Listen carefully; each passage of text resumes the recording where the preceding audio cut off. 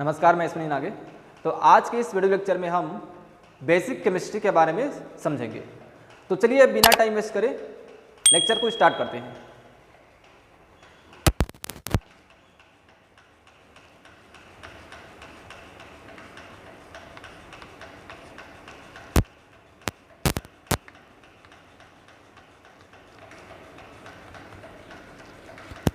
Basic chemistry, सबसे पहले समझते हैं केमिस्ट्री है क्या। इसको हम बोलते हैं रसायन।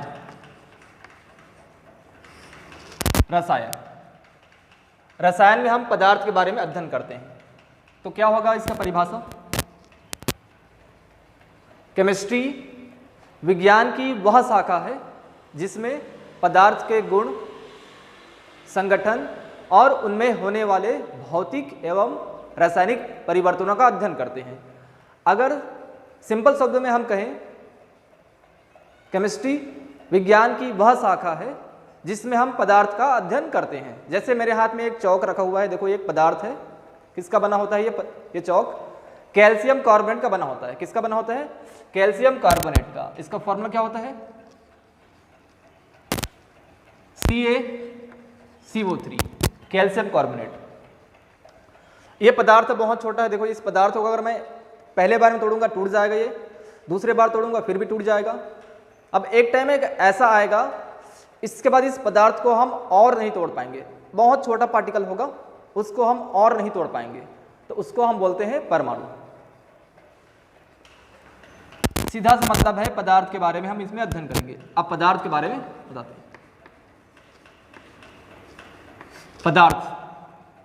पदार्थ को हम 3 भागों में बांट सकते हैं। एक सबसे पहला हमारे पास आता है तत्व क्या है, दूसरा यौगिक,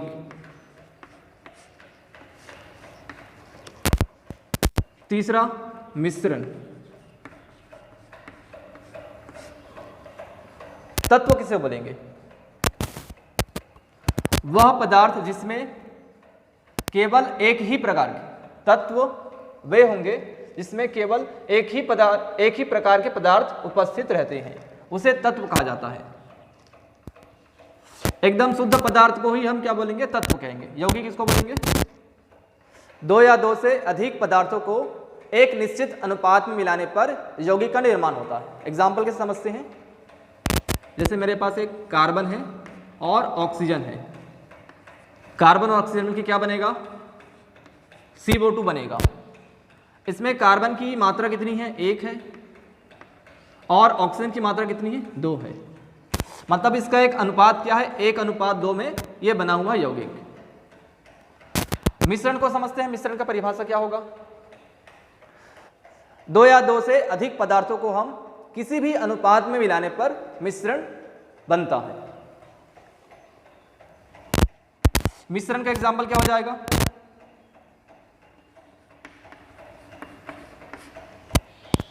पानी और तेल का मिश्रण।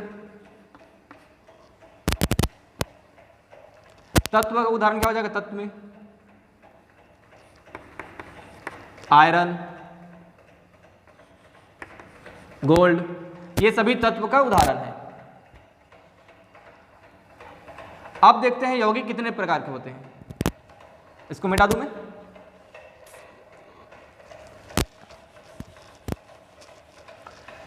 यौगिक कितने प्रकार के होते हैं? अब यौगिक 2 टाइप के होते हैं। एक होता है कार्बनिक यौगिक, दूसरा होता है अकार्बनिक यौगिक। कार्बनिक यौगिक, दूसरा अकार्बनिक यौगिक। इसको हम बोलते हैं ऑर्गेनिक कंपाउंड। इसको बोलेंगे इनऑर्गेनिक।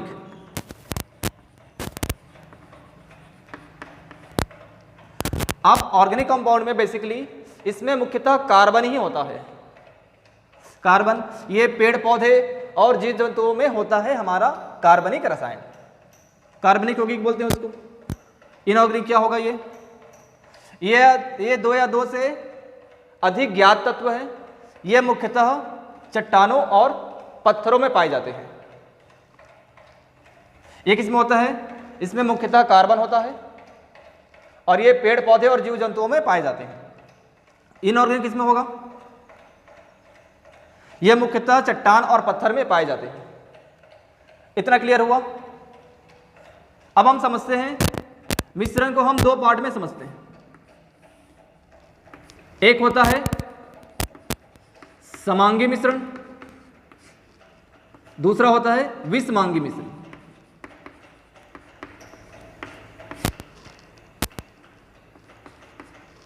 समांगी मिश्रण, विषमांगी मिश्रण, ऐसा मिश्रण जिसमें पदार्थ की केवल एक ही प्रावस्था हो समांगी मिश्रण कहलाता है। जैसे एग्जाम्पल के तौर पे पेट्रोल,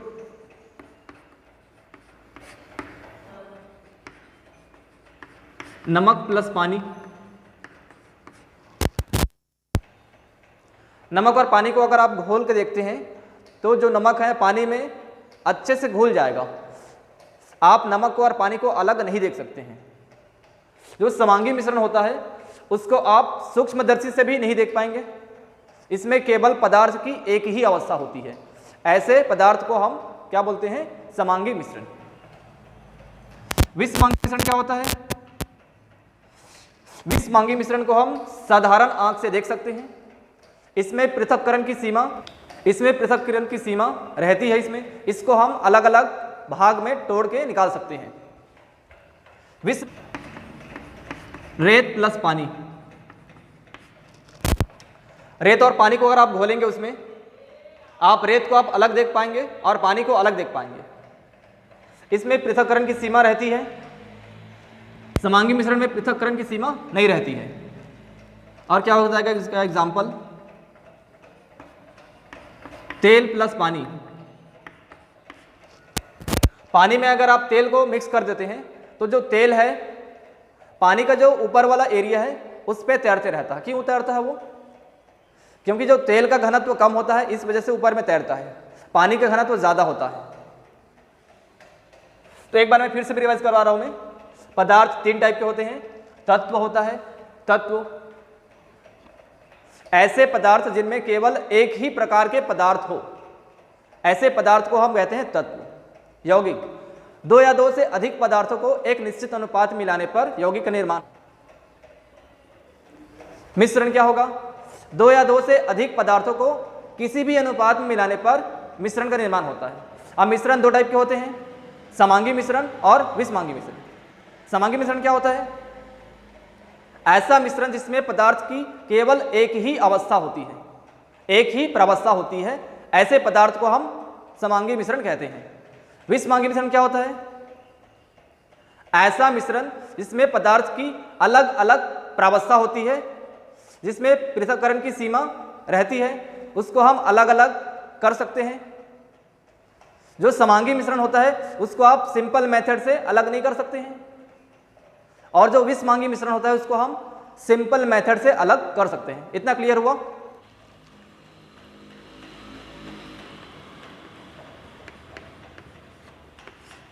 परमाणु के बारे में डिस्कस करते हैं। इसको बोलते हैं एटम। परमाणु क्या होता है?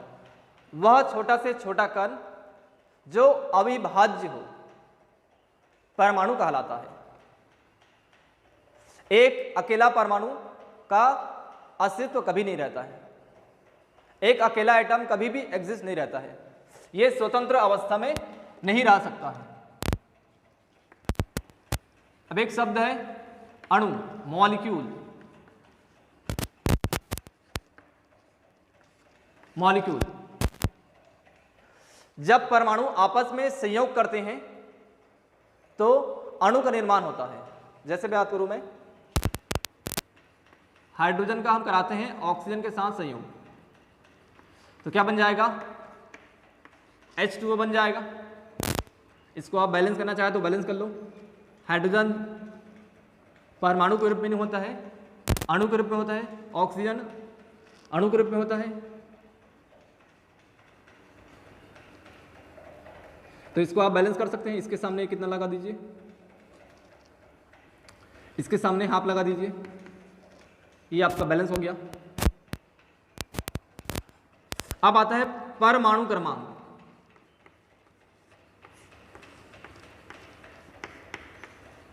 परमाणु क्रमांक और एक शब्द है परमाणु भार।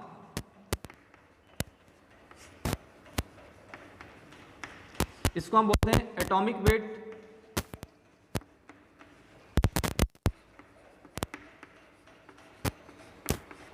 एटॉमिक वेट इसको बोलते हैं एटॉमिक नंबर। एटॉमिक नंबर पहले परमाणु भार को समझते हैं, उसके बाद परमाणु क्रमांक को समझते हैं। परमाणु क्रमांक को हम स्मॉल a से प्रदर्शित करते हैं। जो परमाणु भार है वो प्रोटॉन और न्यूट्रॉन के बराबर होता है। जितना प्रोटॉन है और न्यूट्रॉन के योग के बराबर होता है परमाणु भार। जैसे आपको पता होगा ये परमाणु है, ये उसका केंद्र है। केंद्र में क्या होता है? नाभिक होता है। और ये उसकी कक्षा है, परमाणु की कक्षा है।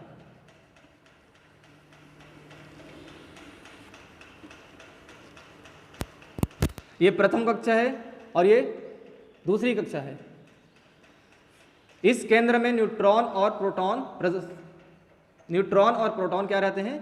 प्रेजेंट रहते हैं। अब यहां पे जो शब्द लिखा है परमाणु भार, ये परमाणु का भार नहीं होता है। बेसिकली किसका भार होता है? ये नाभिक का भार होता है। किसका भार होता है? ये लिखा तो ये परमाणु भार है, लेकिन में एक्चुअल में ये नाभिक का भार होता है। ठीक है, अब समझते हैं परमाणु क्रमांक क्या होता है। परमाणु क्रमांक को हम कैपिटल Z से रिप्रेजेंट करते हैं।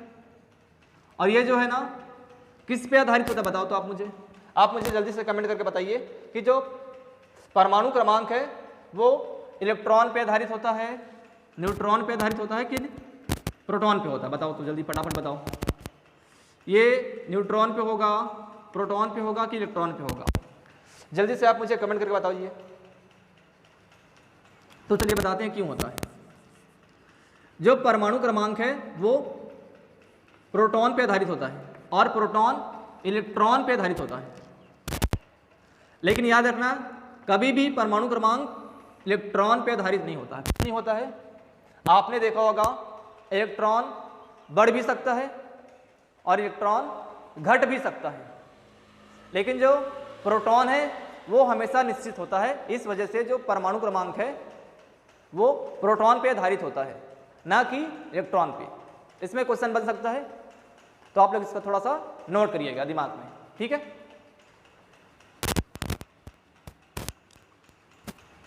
अब हम समझते हैं परमाणु भार के बारे में। कुछ तत्व है, उनके परमाणु भार के बारे में हम डिस्कस करते हैं। तब तक आप इतना नोट करना चाहे तो नोट कर लीजिए। इसको मैं रब कर रहा हूं।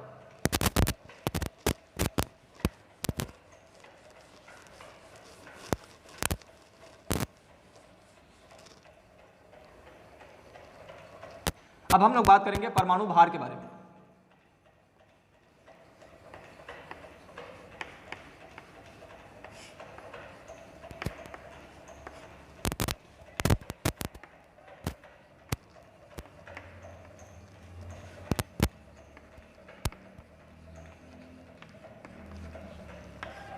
Atomic weight. तो आज हम आपको परमाणु क्रमांक 1 से लेकर 30 तक को याद करने का तरीका बताएंगे। 1 से 30 तक के परमाणु क्रमांक और परमाणु भार कैसे याद करेंगे। ठीक है, तो चलिए स्टार्ट करते हैं।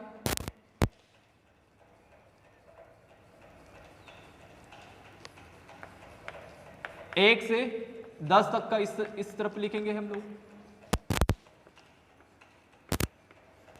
11 से 20 तक का इधर लिखेंगे।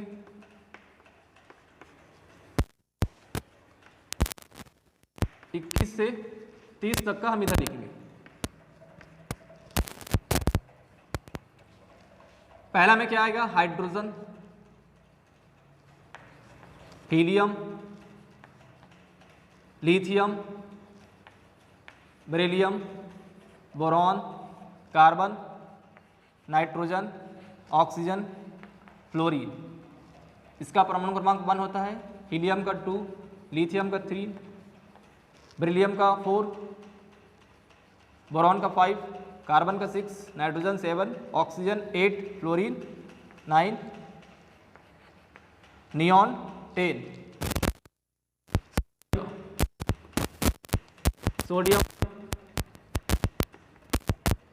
Magnesium, aluminium, silicon, phosphorus, sulphur, chlorine, argon, potassium, calcium. यहाँ से 21 से क्या होता है? Indium, titanium, vanadium, manganese, iron, cobalt, nickel, copper, zinc. Sodium का जो परमाणु क्रमांक होता है 11 होता है, इसका 12 होता है, इसका 13, 14, 15, 16, 17, 18, 19 और ये 20। इस कैंडल कितना होता है? 21, 22, 23, 24, 25, 26, 27, 28, 29 और ये 30। आपको हम 1 से लेकर 20 तक का ट्रिक के माध्यम से आपको परमाणु भार निकालना सिखाएंगे और 21 से 30 तक आपको डायरेक्ट याद करना सिखाएंगे। कैसे याद करेंगे? तो इसके लिए आपको एक फॉर्मूला आपने बचपन में पढ़ रखा होगा, सम संख्या, और सम संख्या रहेगा परमाणु, अगर परमाणु क्रमांक अगर क्या रहेगा तो जेड गुना क्या करना है? 2 करना है। जेड क्या है? परमाणु क्रमांक।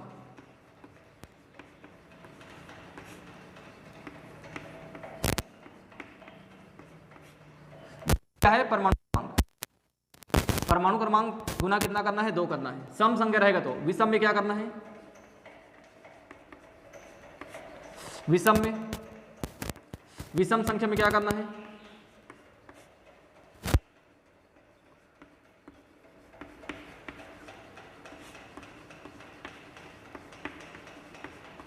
परमाणु क्रमांक गुना 2 + 1। क्या करना है? परमाणु क्रमांक का गुना करना है 2 से और +1 जोड़ना है, सम संख्या में विषम संख्या में। तो चलिए हाइड्रोजन से स्टार्ट करते हैं। हाइड्रोजन को आपको पता होगा 1 होता है, दुनिया जानती है। हीलियम का, हीलियम क्या है? 2 होता है हीलियम का। सम संख्या के कितना हो जाएगा? 4 हो जाएगा। लिथियम, लिथियम क्या विषम संख्या है, तो क्या करना है? 2 से गुना करना है, +1 करना है, तो 3 दूनी कितना हो जाएगा? 6 और 1 7। बेरिलियम को फिलहाल के लिए अभी छोड़ दीजिए, इसको हम आगे करते हैं। बोरॉन का विषम संख्या है, विषम संख्या में क्या करना है? 2 से गुना करना है, +1 जोड़ना है, तो 5 दूनी 10 और 1 11। कार्बन का कितना हो जाएगा? सम संख्या का 12, इसको भी फिलहाल छोड़ दीजिए। ऑक्सीजन का कितना होगा? ऑक्सीजन का परमाणु क्रमांक 8, सम संख्या है, कितना हो जाएगा? 8 दूनी 16। फ्लोरीन विषम संख्या कितना हो जाएगा? 9 दूनी 18 और 1 19। नियॉन का कितना हो जाएगा? परमाणु क्रमांक 10 है, 10 का कितना हो जाएगा? 20। 11, 11 कितना हो जाएगा? 22 और 23।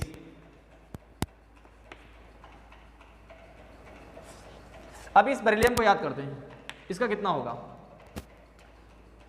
1 से लेकर 10 तक के सभी क्या है? नियम को फॉलो करते हैं, लेकिन जो बेरिलियम है ये अपवाद है, ये इस रूल को फॉलो नहीं करता है, ये उल्टा चलता है। ये कैसे चलता है? ये उल्टा खोपड़ी का है, ये तो उल्टा चलता है ये। तो क्या करेगा? ये सम वाला विषम में विषम का रूल लगेगा और विषम वाला सम का रूल लगेगा। ये सम संख्या है तो इसमें विषम का रूल लगेगा, तो कितना हो जाएगा? 4 दूनी 8 और 1 9। और ये विषम संख्या है ये, तो सम संख्या का रूल लगेगा, कितना हो जाएगा? 7 दूनी 14। ये दोनों बस है, परमाणु क्रमांक 4 वाला और ये 7 वाला, तो दोनों को आपको याद रखना है। ये दोनों अपवाद हैं। में कितना हो जाएगा, 11 दूनी 22 और 1 23। मैग्नीशियम का कितना हो जाएगा, 12 दूनी 24। एल्यूमिनियम का कितना हो जाएगा, 13 दूनी 26 और 1 27। सिलिकॉन का कितना हो जाएगा, 14 दूनी 28। फास्फोरस का कितना हो जाएगा, कितना हो जाएगा फास्फोरस का, 15 दूनी 30 और 1 31। सल्फर का कितना हो जाएगा, 16 दूनी 32। और ये क्लोरीन का कितना होता है, 35.5। कितना होगा, 35.5, 35.5। आर्गन के आपको याद रखना होगा 40 होता है इसका, 40। पोटेशियम का कितना होगा, 19 दूनी 38 और 1 39। और ये कैल्शियम का कितना होगा, 40, 20 दूनी 40। अब यहां से आपको याद रखना होगा 21 से 30 तक। आपको इसको दो दो के पेयर में याद करना है। कैसे याद करना है मैं बताता हूं। स्कैंडियम का होता है 45, टाइटेनियम का होता है 48, वेनेडियम का होता है 51, क्रोमियम का होता है 52, मैग्नीज का होता है 55, आयरन का होता है 56, कोबाल्ट का होता है 59, निकिल का होता है 59, कॉपर का होता है 63, जिंक का होता है 65। अब इसको हमको कैसे याद करना है, कैसे याद करेंगे इसको। स्कैंडियम कितना होता है 45, टाइटेनियम 48, 45 48।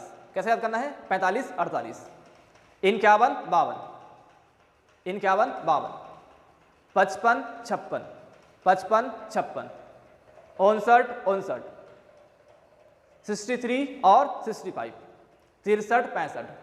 एक बार फिर से रिपीट करो, आप हमारे साथ बोलते जाओ। 45 48, 45 48, 51 52, 51 52, 55 56, 55 56, 59 59, 63 65। इसको आप 5 बार रिपीट करेंगे, आपको याद हो जाएगा ये। और 11 से लेकर 1 से लेकर 20 तक आपको याद करना ही नहीं है। आपको सिर्फ क्या करना है, परमाणु क्रमांक याद करना है। अगर वो सम संख्या है तो उसको 2 से गुना करना है, अगर वो विषम संख्या है तो 2 से गुना करने के बाद +1 जोड़ देना है। क्लियर हुआ यहाँ तक। अब इसका यूज हम किस किस जगह पे करेंगे, आओ सीखते हैं। अब इतना आप नोट करना चाहे तो इसका नोट कर दीजिए, फिर इसको मैं रब करने जा रहा हूं। या फिर इसका आप स्क्रीनशॉट लेना चाहे तो आप ले लीजिए स्क्रीनशॉट इसका, मैं यहां से हट जाता हूं। आई थिंक आप स्क्रीनशॉट ले लिए होंगे, तो इसको मैं रब कर देता हूं।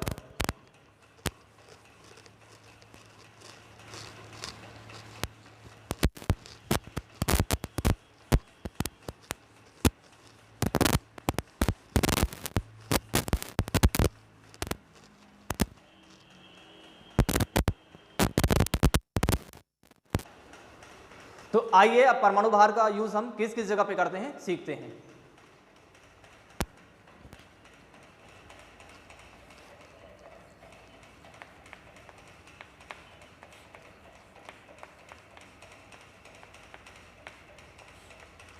किसी यौगिक का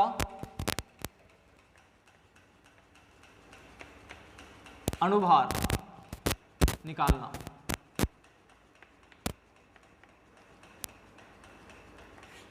किसी यौगिक का अणुभार निकालना कैसे निकालेंगे। मेरे पास यहां पे है Na2CO3, इसका नाम है सोडियम कार्बोनेट। इसका हमको निकालना है भार। क्या निकालना है, अणुभार निकालेंगे। आओ सीखते हैं कैसे निकालेंगे। यहां पे लिखेंगे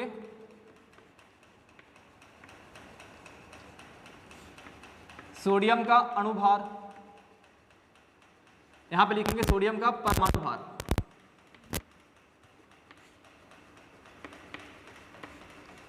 प्लस क्या है, कार्बन है,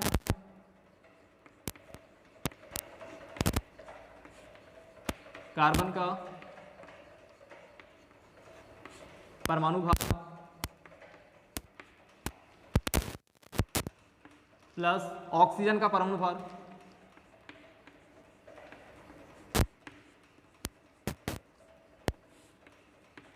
ऑक्सीजन का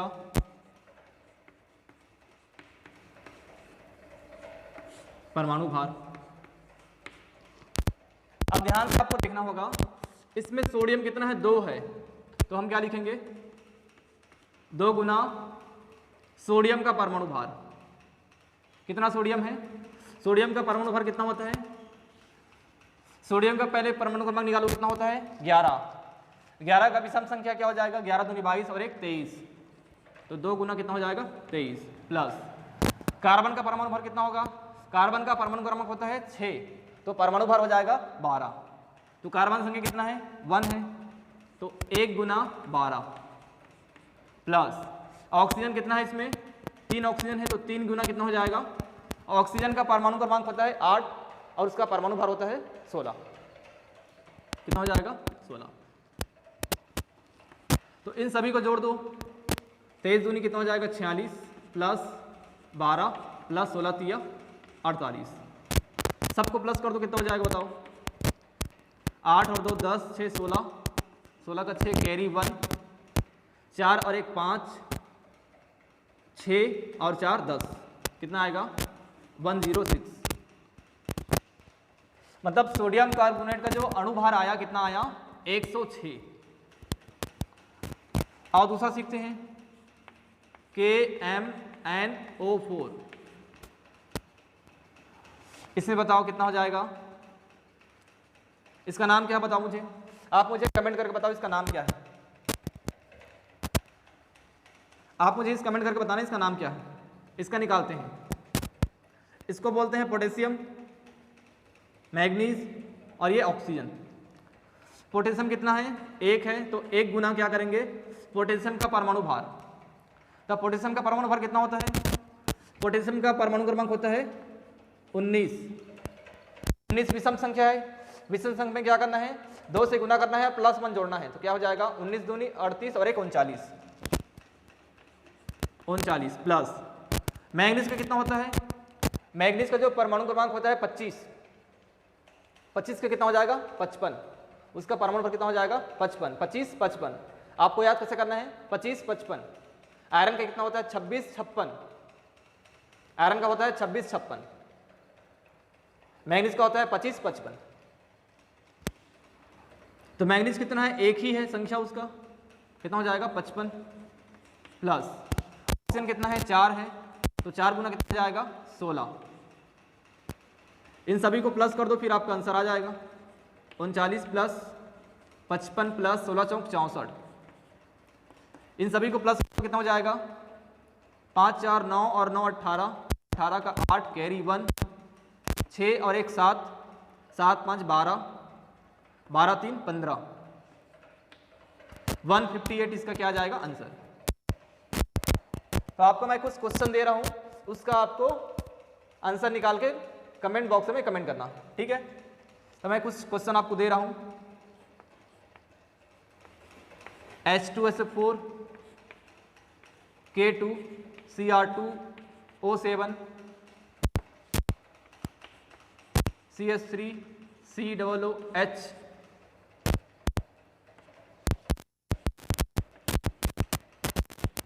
MgSO4 NH2 CONH2। और आप लोग मुझे सभी का नाम कमेंट करके बताइएगा, सभी का नाम, इसका नाम क्या है, इनका नाम क्या है, इनका नाम क्या है, इनका नाम क्या है, ठीक है। तो आप मुझे सभी का नाम कमेंट करना है, नाम क्या है उसका, और इन सभी का अणुभार आपको निकाल के कमेंट करना है, ठीक है। इतना समझ में आया? तो अब हम नेक्स्ट टॉपिक पढ़ते हैं। इतना चीज आप नोट करना चाहे तो आप नोट करो, फिर इसको मैं रफ करने जा रहा हूं, या फिर इसका आप स्क्रीनशॉट लेना चाहे तो स्क्रीनशॉट ले लीजिए जल्दी से। आई थिंक आप इसका स्क्रीनशॉट ले लिए होंगे, जिसको मैं अब रफ कर दूं। अब अणुभार का हम यूज किस जगह करते हैं सीखते हैं।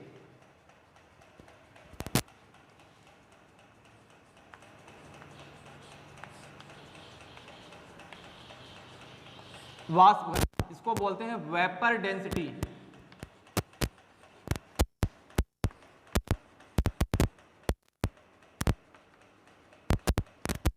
वेपर डेंसिटी, इसको हम शॉर्ट में वीडी बोलते हैं, शॉर्ट में वीडी। वाष्प घनत्व, वाष्प घनत्व जो है ना, अणुभार को हम 2 से भाग दे देते हैं तो हमारा वाष्प घनत्व मिल जाता है। अणुभार को हम 2 से भाग देते हैं तो क्या मिल जाता है? घनत्व मिल जाता है, वाष्प घनत्व।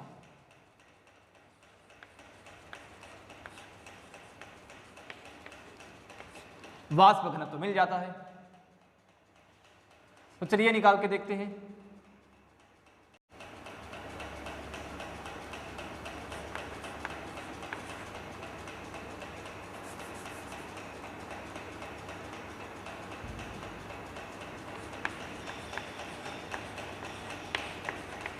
MgSO4 का वाष्प कीजिए।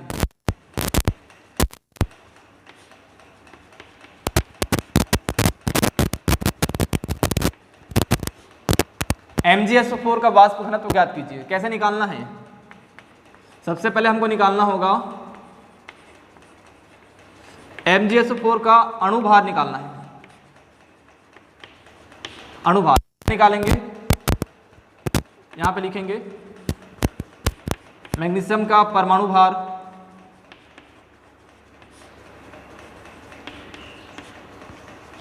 प्लस, सबको प्लस करते जाना है, एक एक परमाणु को परमाणु भार निकालना है, प्लस करते जाना है। इसके बाद लिखेंगे सल्फर का परमाणु भार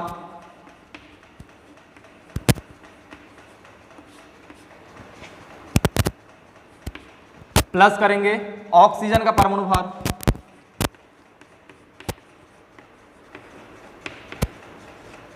ऑक्सीजन का परमाणु भार। तो बताओ तो मैग्नीशियम का परमाणु क्रमांक कितना होता है? कितना होता है बताओ जल्दी से। मैग्नीशियम का परमाणु क्रमांक होता है 12, तो इसका परमाणु भार कितना हो जाएगा? 24 प्लस मैग्नीशियम कितना है? 1 है, तो 1 गुना 24 करेंगे, प्लस सल्फर कितना है? सल्फर भी 1 है, तो किसी नंबर के साथ गुना करने की जरूरत नहीं है। सल्फर का कितना होता है? सल्फर का परमाणु क्रमांक होता है 16, तो सल्फर का परमाणु भार कितना हो जाएगा? 32 प्लस इसमें कितना ऑक्सीजन है? 4 ऑक्सीजन है, तो 4 गुना ऑक्सीजन का परमाणु भार कितना होता है? 16। तो सबको प्लस करोगे कितना मिलेगा? 24 का 24 रहेगा ये, प्लस ये 32 और ये 16 चौक 64। सबको प्लस कर दो, कितना आ जाएगा आंसर इसका? 4 2 6, 6 4 10 का 0 कैरी 1, 6 3 9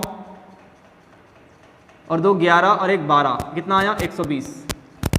MgSO4 का जो है ना परमाणु अणुभार कितना आया? 120। अब इसका निकालते हैं वाष्प घनत्व।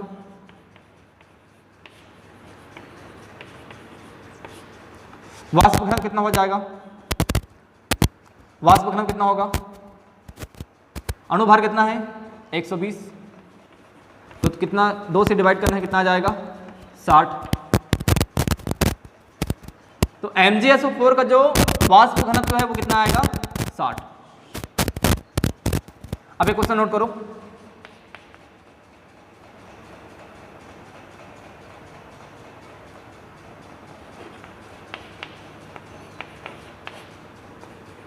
किसी यौगिक का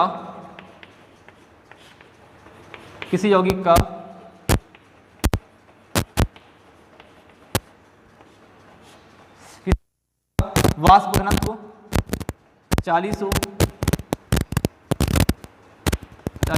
40 हो,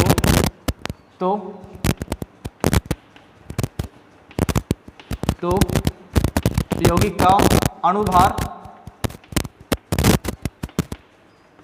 अणुभार ज्ञात कीजिए।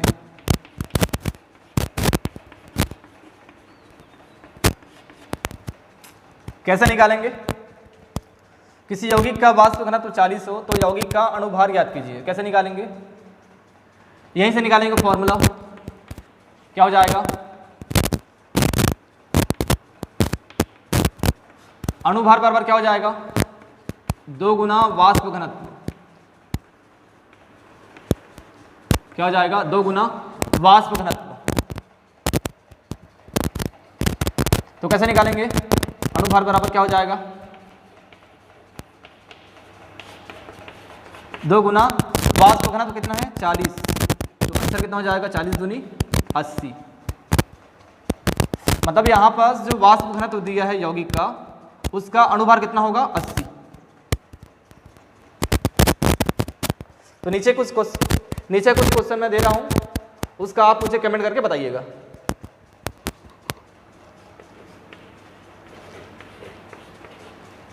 H2SO4, इसका आपको अणुभार निकालना है, KMnO4, इसका भी आपको क्या निकालना है, अणुभार निकाल के दिखाना है। अणुभार और वाष्प घनत्व तो दोनों निकालना है, अणुभार और वाष्प घनत्व तो दोनों निकाल के दिखाना है।